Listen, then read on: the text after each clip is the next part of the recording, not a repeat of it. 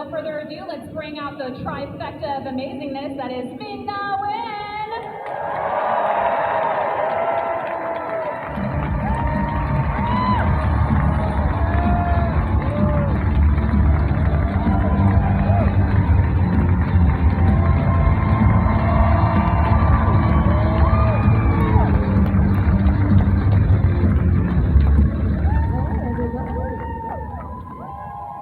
I'm in Boston. You guys got a big game tomorrow, right? I think Yankees Did and they just have a game? did you guys just have a game? I don't know. Hi everyone, so good to be here. Thank you for coming. Dee, Yes. how are you? I'm doing good. How are you? I am doing great. Did some awesome photo ops I saw. Yes, Yeah. yes. For those Yeah. who were just Did there. everybody get a photo op? Yeah. Before we get started, I just want to let you know that today's a special day. It's Dee's birthday, everyone! Happy birthday to you. Happy birthday to you. Happy birthday, dear Dee. Awesome. Aw. How did you know that? I don't know, some little bird told me. I bet that bird's name was Leslie. No. But happy birthday. Thank you so much. And you know, birthdays are important because it means that we're above ground and we get to celebrate it. It's wonderful. Oh, that also means you should go have a bunch of drinks afterwards, which is really what I'm looking forward to. So, before we get started on all the questions, I just wanted to talk a little bit about your very cool Elden Ring trailer that you did. Has everybody seen that? I don't know. Do you Who guys plays know what Elden that Ring? is? Elden Ring? There are no gamers in here? You're telling me there's this many people and no one plays Elden Ring? That is weird. This is some kind of weird Twilight Zone, and I don't know that I want to be a part of it. It was a really big game. But, Do you play? No, my son plays. Your son plays? Yes. Yeah. And some of my nephews are here that they play. And so I really did it because my son said it was a good game. Oh, that's so nice. Did they just reach out and they were like, do you want to be a part of this? Yeah. Just randomly? Yeah. That's really cool. I mean, I used to be a gamer, Oh, okay. but during the days when we would go into an arcade and plunk down our Little books. Galaga? Yeah. Right? Remember Anybody arcade? play Galaga? There we That go. was so good. I miss those days. I miss those days too. Yeah. But now we have those really cool arcades where you can go and have meals and play games. Oh, really? Yeah, like cider cake. I want to make one in my own home because I have my Street Fighter video game. It's Chun-Li in there, and it's like me being Chun-Li, so it's like the official one with the actors. And then now Mandalorian has a pink pinball machine, and it has a picture of me in it. So I'm like, how cool is that? Well, just a couple days I ago got was it. the Street Fighter anniversary. Oh yeah, 31 years of Street Fighter. 35. 35? Yeah. 35 years of Street I Fighter. don't, but the movie's not that old. Just the game itself. Yeah, the movie's like 94 in the game. Yeah, something 91. like that. Yeah. So Chun-Li forever. So, Let's get started on some questions, but really quick before we get started. We had a very lovely lady over here who would like to ask a question, and I'm going to just come on down to her. so what else is up? Oh, I just found out today I'm nominated for a Saturn Award. Yeah, I was really surprised, but I'm so happy because I love Fennec Shan. So who here are fans of Fennec? Yeah, it's my dream role, so I was really excited about that. That was cool. Okay, so I mean, you know, to keep girls' dreams come true, right? Yeah. it's Star Wars. I'm ready. Star Wars. Hi, birthday girl. Never going to get old with that. Thank you so much. Hi, I'm Natalie, Hi. and we met last time you were here. Okay. Nice to see you again. That was like 5-6 years ago, maybe? I don't think it was that long ago, but yeah, it's nice to see you again. Yeah, good to see you, And Natalie. I just wanted to, oh yeah, I do have a question. So you know the new Marvel movies are coming out and stuff, and of course there's a lot of association with S.H.I.E.L.D. Will we ever see Agent Melinda May again? That is a very good question. I don't know. I mean, of being Agent Melinda May, the cavalry. So we'll see. I don't know. I think the fans have to rally and petition and do all that stuff. Yeah. But I still love watching the movies. I do miss being Melinda May, though. Yeah. Very good role for you. She's a really great character. Yeah. She had a lot going on. Yes. A lot going on. Yeah. Yeah. Huh?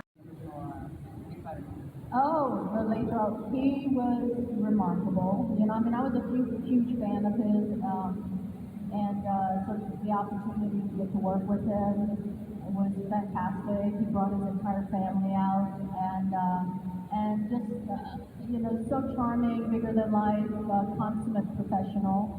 He was already ill at the time when we were making the film, and again, as I did with Elden Ring, and being parents, his kids were big Street Fighter fans, so he really did it for his kids and the final finale. Hurrah! Thank you, Jessica. Jessica. Hi, Jessica. So you played these incredible female characters for people of my age or like older, like growing up Mulan. And then we have Agent May, and then we have Fett. So if there was like a multiverse of Ming-Na Wen, and they all got together, do you think that they would work together and like lead, or would it evolve into infighting if someone was that? Guess it depends on the day.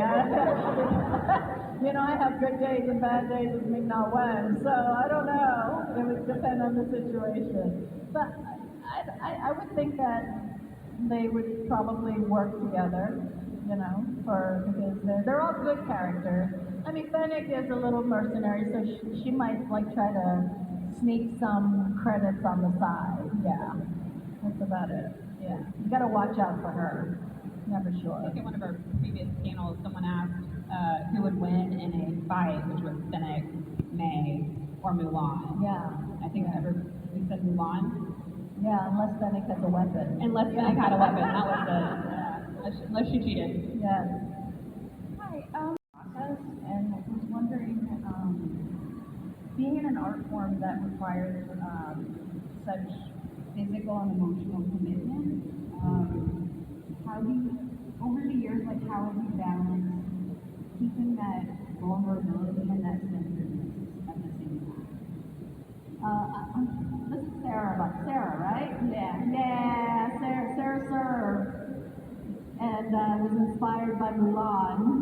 So it was a real pleasure meeting her today. So everybody give Sarah a real big hand! Being part of the people that protect this country. I feel like whenever I have to play a character, whether she's dark and evil, or whether she's good at heart, or whether she's like Agent May, very closed off, it basically is you want to humanize these characters as much as possible, and that's as an actor, as an artist, you have to bring a lot of yourself into the role, and that's the only way I know how to bring the truth to a character. If you're just playing a stereotypical person that is shallow and it's just a shallow a general idea of the person, it's very difficult to breathe life into it, I find, or honesty into it. And that's ultimately in anything you do, whether it's comedy or whether it's an action figure character. The hardest one was actually bringing Chun-Li to life, because she was an arcade game character, and we kept trying to give her some dimensions. So I tried to do that. Hi, Matthew. Hi, Matthew. So you had a very,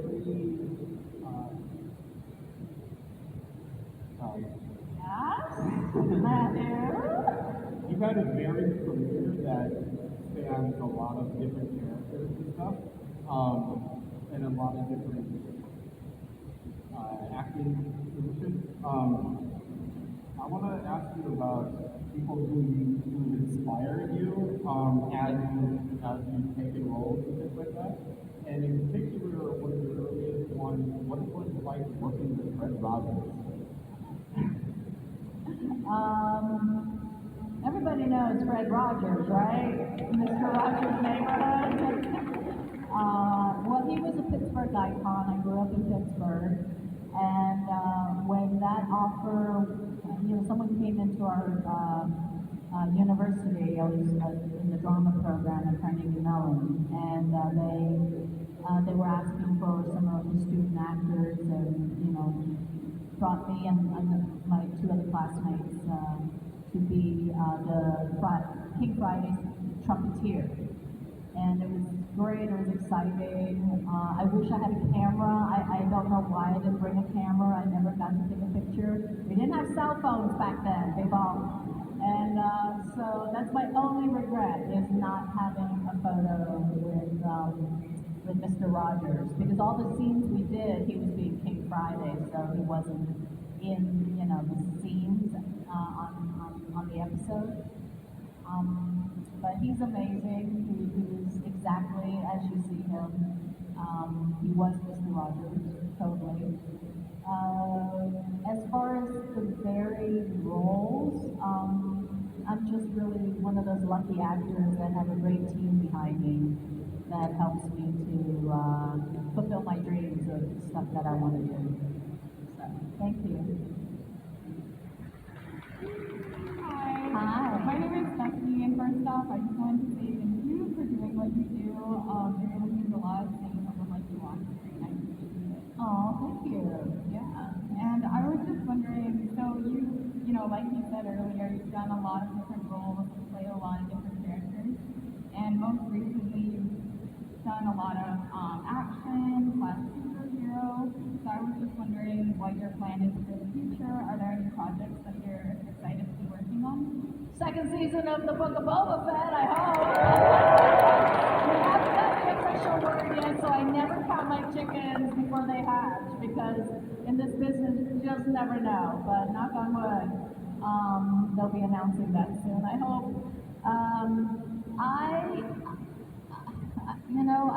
just, when I did, actually, here's a little tidbit. When I did Chun-Li, I vowed at that time never to do any action.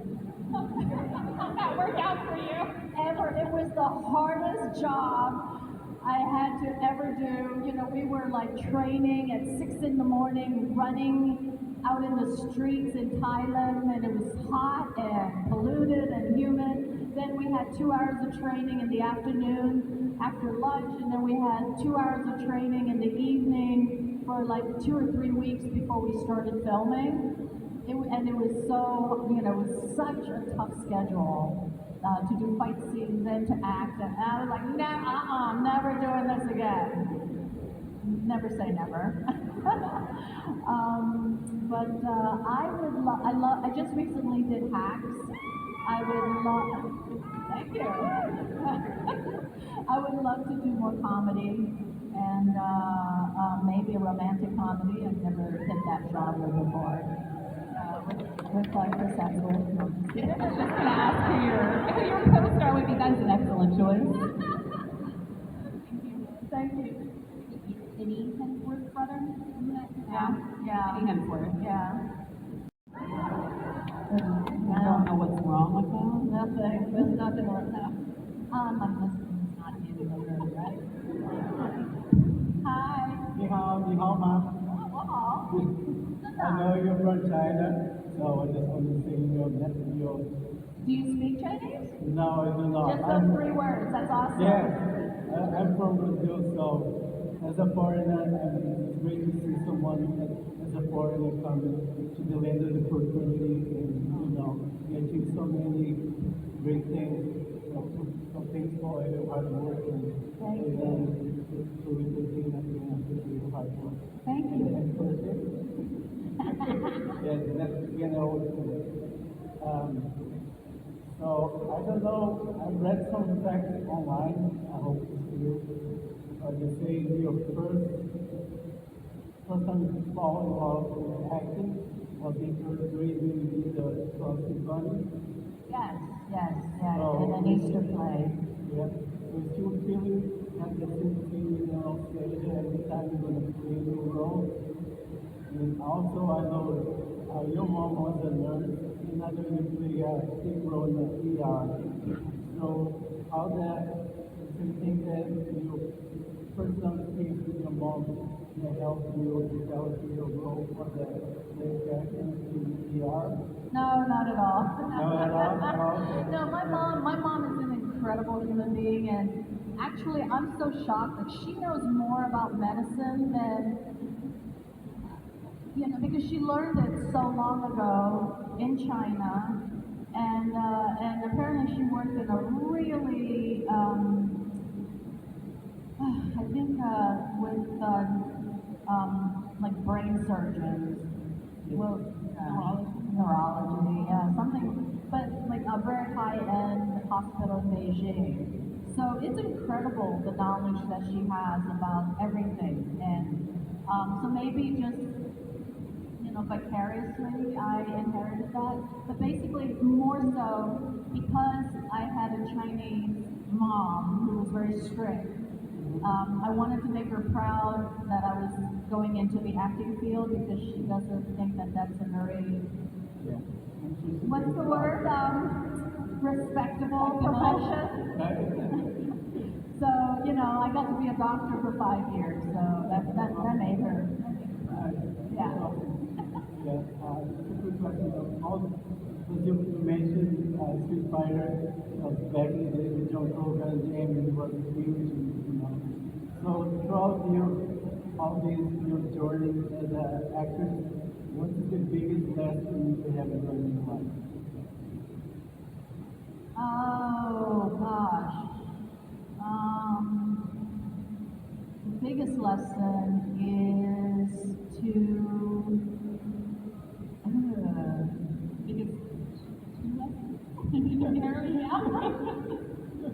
it's a tough profession, and the biggest lesson I think is to be able to really just continue to believe in yourself and to love each project that you say yes to.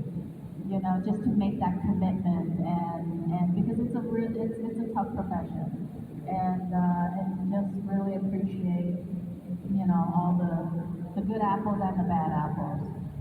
You can always learn something from everyone that you work with. Yeah. That's right. That's right. Thank you so much. As a big Star Wars fan, I just want to thank you very much. I couldn't speak like a big actress who presented one of the characters Star Wars. I'm very grateful for you on, and wish you continue being part of the Star Wars community. Thank you. Very much. Thank you. Hi. I'm Dan. Hi, Dan. I have a question. Did you incorporate the aspect of the character Agent May into Fan Expo? Because I see a lot of Agent May that from her fighting style, Right. personality. Well, not so much fighting style because I think Fennec really tries to use more weapons than Doesn't see where when she gets fight. Yeah. breaks it. That's a good question. There's a lot of similarities between the two as far as their stoicism and their need to be badass cool. I can say badass, right? I was going to say it, so Yeah. glad you said it first. But the major difference between the two is that Agent May is very honorable in the sense of she's doing it for the family, for the group, and Fennec, she really does it because she's looking out for number one. She's always looking out for herself, and she has a bit more of like a play, and always thinking of how to best protect herself. She was at the sideline going on. Yeah. Thank you. Thank you. Hello. Very deep. I do my best. So, Good voice. thank you. But you have had a lot of really awesome characters. We had Fennec Shand, Linda May, Olivia, Mulan, etc. So, which would you say is your favorite that you played, and which general project would you say was the most fun to make? Because Star Wars has always been like my religion, almost, as I'm sure it is to many of you, right? We all believe in the Force. Having that be offered to me was such a gift from Jon Favreau, Dave Filoni, Lucasfilm, and even though at that time there was only one episode, I figured, okay, better to do one than none. That to me will always be very high up there as one of my dream roles, finishing. Yeah. Yeah. Thank you. Hi. So if anyone's ever watched like other interviews with you, like behind the scenes bloopers, they know that you have a reputation for being like the queen of innuendos. Yeah. I know. You know what though? In this day and age of cancel culture, I have to be so careful now. I wish I could do more of that, but I am always so nervous now of saying the wrong thing and offending someone. So have you noticed I'm being really good today? It's boring. Don't worry, we won't record you backstage so we can get it all out. There were so many innuendos just from the questions, and I had to bite my tongue. Like Van Damme being big. Back, somebody said, all right, I'll shut up. There's like a whole and I wanted to go, oh, what? No, he was. I don't know. Oh, all right, never mind. Specifically, we know that it happened on Agents of S.H.I.E.L.D. Yes. because of your co-stars' reactions. Yes. So did that reputation carry on to Book of Boba Fett and Mandalorian, like on set? Yes. Yeah, okay. I just needed to know that. Just yes. Good to know. Thank you. You're welcome. First of all, happy birthday. She's like, shit, I'm gonna kill that person whoever told me. During your time on Agents of S.H.I.E.L.D., were there any pranks on set? And if so, name one of the best. Oh gosh. Pranks on set. Did you pull any pranks? No, I suck at those things because it never works. You know. So I don't know. I don't think we had much time to do pranks on set. We just laughed a lot on set. Yeah, we didn't do any pranks. I think there was a couple of times where Ian might have something happened with his toilet. I don't remember specifically. Yeah. But, Thank you so much. thank you. On the last panel, Dominic Moynihan was talking about pranks that he did on Lord of the Rings. So you can just use this one on Mando if you get a chance. He put talcum powder on top of Iliad's ceiling fan. So when he turned it on, it just talcum powder his entire trailer. So just take that with you. Do what you will. Do what you will. Like that. Sure you can. Hi. Hi, I'm Julie, and I was just wondering, like, since you had so many great characters, what was it like going from working on like classic Disney, Mulan, and then Marvel and Star Wars? Like, what were some of the differences between those studios? Well, Mulan, I just literally went into a sound booth, you know, and that was like 3 years of just different sessions that we would have, and I'd go into a sound booth, and I was with the producer, the director, and one of the readers. I never worked with any of the other actors or anything, so it's sort of like a very solo, alone experience being Mulan. So with Marvel, and you know, I'm with other people, so I prefer that sometimes. Maybe depends on the people. Thank you. Last, I know you're only here today, correct? Yes. Yes. Will you be at your table after this? I will be at my table. So if you don't get a chance to ask me the questions, please come over to her table so she can have a little convo with you. Hi, May. Hi. I'm Julia. Hi, I Julia. drove to Washington, D.C. this morning. Wow. So I'm very happy to be here and to meet you. Thank you. for being here. Thank you. So first of all, I love the Fan Expo Boba Fett shirt that you're wearing. What was it like working with Timur Morrison? Oh my gosh, I miss him so much. I love Tim. Tim is like truly the coolest guy in the world and just the biggest heart. He's such a sweetheart. He's funny. I love Tim. I cannot say enough wonderful things about Tim. Did he impart any wisdom onto you because of Boba Fett and anything to influence? Where are you guys going? What are you doing? Where are you going? Get back in your seats. You're so scared. I don't know if I would have the balls to walk out on the Calvary. The only, well, he works a lot, but one is, he's such an outgoing guy, so he made me realize that I'm an introvert in comparison. I always thought I was pretty extroverted and outgoing, and I discovered I wasn't. So that's what he made me realize. Thank you, and I hope to see you soon as well. Thank you. Bye. Hi. Hello, how you doing? I'm Maddie. Hi, Maddie. Yeah, out of all your projects you've ever done, who was the best person you've ever worked with? Oh, that's tough. Myself. The many faces you see now and That's a tough question. Yeah, I can't answer that. I love so many people.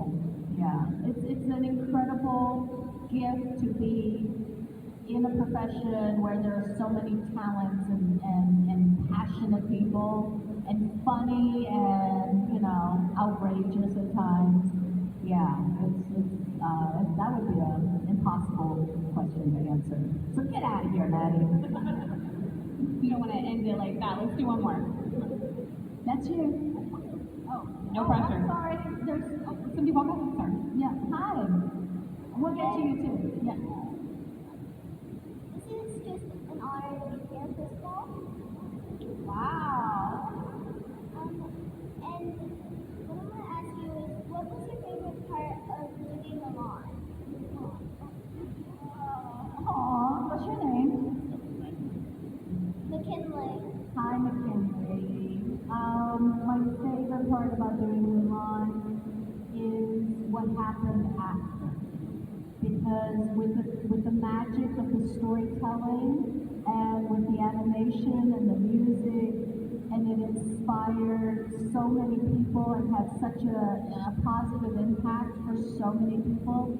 And after 20 some years later, 25 almost, it still continues to have an incredible impact. And that's what I love about my whole Mulan experience. And someone young like you is still being affected by her character. And that is truly the absolute magic of her. That's what I love. McKinley, do you have a favorite part of Mulan? It's hard, isn't it? Yeah, I'm putting her on the spot. The whole thing. Just say the whole thing. I love when Mulan's like talking to Mushu and like, Oh, yeah. Uh-huh. Anything with Mushu. Thank you, Awesome. McKinley. Thank you, McKinley. Get you, Matt. Hi, Hi. I'm Jennifer, huge fan of ER, every season of ER. Question about your character. Even the ones I wasn't in? No, just kidding. I never missed an episode. Question about your character. Of course, when she was first on, she was called Deb. She was referred to as Deb. Right. And then when you left and came back, the character then was referred to as Jing May. And I'm just curious as to whether or not you had a hand in that. How did that whole thing come about where she started going by her authentic name? The writers and the producers wanted when she came back because there was like, I want to say like 4 years between, because I went off to do something else and they brought my character back. They wanted to surprise Dr. Carter, played by Noah Wiley's character. And so they were going to give her a different name, like she used her middle name or something, but it was still an English name. And I was like, well, that doesn't make any sense. Why she would like go by her middle name, unless it was like a Chinese name. And they thought that that was a great idea, and my little Easter egg in it is that Jing Mei is actually June's Chinese name from the Joy Luck Club. So that was my contribution, was I asked them if they could use Jing Mei as her Chinese name, so that when he heard that there was a new doctor in town, they used Jing Mei as as a reference, and then he was surprised that it was me. That's phenomenal. Thank you. You're welcome. We have time for one more question. There you go. Hi. Hi. I was wondering if Fan Expo and Agent May switched universes, what do you think they would do? And in particular, how do you think they'd get along with Coulson and Boba Fett respectively? Yeah, Fan Expo definitely get arrested. She'd be handcuffed. And I think Agent May would continue not to tolerate Boba Fett.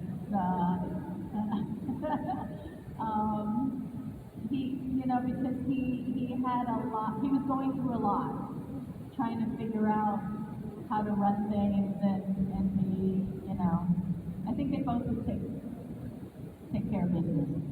Either way. Agent May would become the new Dayu of Maybe. I don't know. Thank you. Thank you so much for coming out for Boston.